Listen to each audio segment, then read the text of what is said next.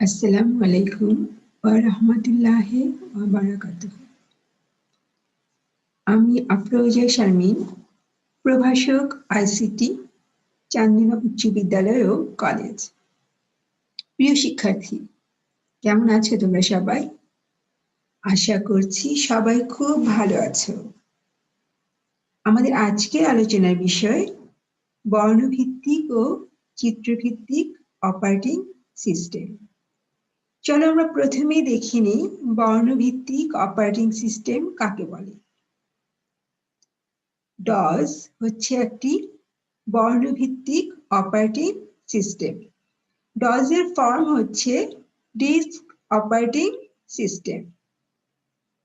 Text ভিত্তিক বা বর্ণভিত্তিক command ব্যবহার করে কম্পিউটার পরিচালনা করাকে টেক্সট বা বর্ণভিত্তিক অপারেটিং সিস্টেম বলে।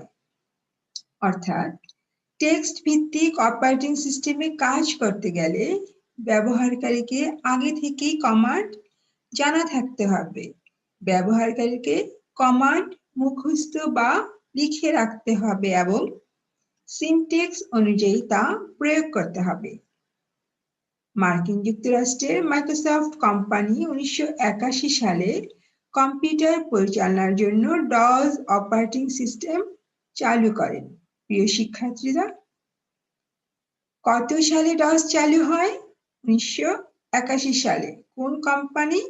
Microsoft company. অর্থাৎ ডস চালু হয়েছিল 1981 সালে মাইক্রোসফট কোম্পানি কর্তৃক।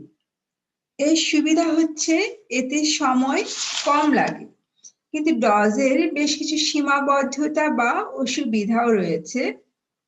এতে কাজ করা কিছুটা বিরক্তিকর।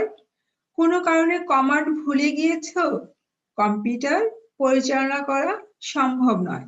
তুমি কমান্ড ভুল লিখেছো, ফলাফলও তোমাকে ভুল দেখাবে, এরর দেখাবে, সঠিক ফলাফল দিবে না। এখানে মেনু বা পুল ডাউন মেনু কমান্ড নেই এবং এই অপারেটিং সিস্টেমে নেটওয়ার্কিং বা ইন্টারনেট ব্যবস্থা কার্যকর নয়। ডস, ইউনিক্স এগুলো হচ্ছে বর্ণভিত্তিক অপারেটিং সিস্টেমের উদাহরণ। চলো এবার আমরা দেখে নিই চিত্রভিত্তিক অপারেটিং সিস্টেম কাকে বলে, কেন এত জনপ্রিয় উইন্ডোজ। বিভিন্ন প্রকার চিত্র বা আইকন এবং পুল ডাউন মেনু কমান্ড প্রয়োগ করে কম্পিউটারকে প্রয়োজনীয় নির্দেশ প্রদান করা যায় যে অপারেটিং সিস্টেমে, তাকেই বলা হয় চিত্রভিত্তিক অপারেটিং সিস্টেম। উইন্ডোজ হচ্ছে আমেরিকার বিখ্যাত মাইক্রোসফট কর্পোরেশনের তৈরি চিত্র নির্ভর একটি জনপ্রিয় অপারেটিং সিস্টেম। এর জনপ্রিয়তার মূল কারণ হচ্ছে এর সুন্দর গ্রাফিক্যাল ইউজার ইন্টারফেস বৈশিষ্ট্য, যা ব্যবহারকারীর সাথে বন্ধু ভাবাপন্ন আচরণ করে। এতে ডসের মতো কমান্ডগুলো মুখস্থ রাখার কোনো প্রয়োজন নেই এবং কিবোর্ডের মাধ্যমে টাইপ করে কম্পিউটারকে কোনো নির্দেশও দিতে হয় না।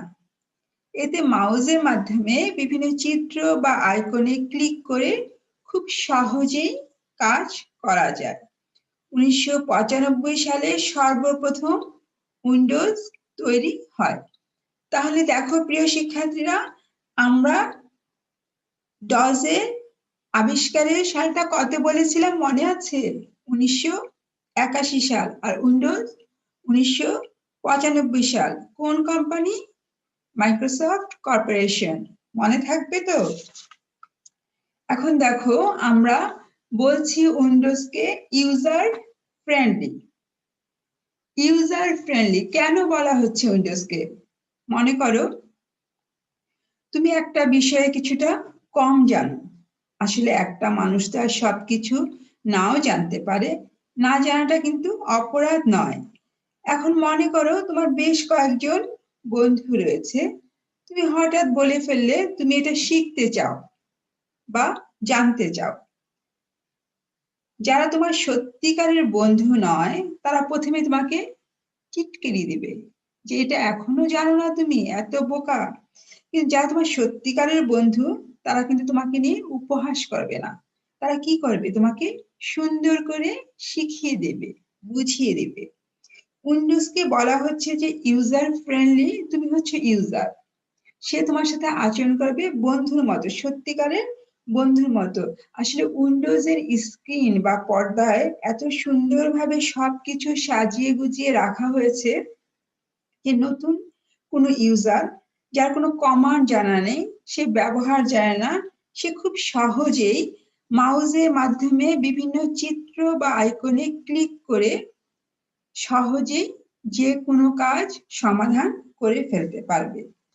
এখন দেখো, আজকের যে পড়াটা আমরা শিখলাম, এটার যদি একটা সামারি করি, তাহলে আমরা কি দেখি? দেখি ডস এবং উইন্ডোজের মধ্যে ছোট্ট কয়েকটি পার্থক্য আমরা দেখে নিই।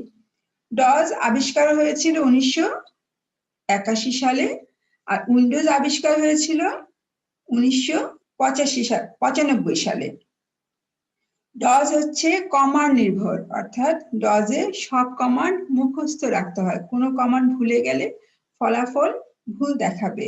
কিন্তু উইন্ডোজে কোনো ধরনের কমান্ড মুখস্থ রাখার প্রয়োজন নেই। তুমি যদি কমান্ড ভুলেও যাও, তাহলে চিত্রতে বা আইকনে ক্লিক করে যে কোনো সমস্যার সমাধান খুব সহজেই করে ফেলতে পারবে।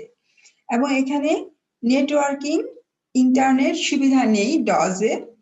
উইন্ডোজে নেটওয়ার্কিং, শেয়ারিং, ইন্টারনেট অত্যন্ত চমৎকার সুবিধা রয়েছে।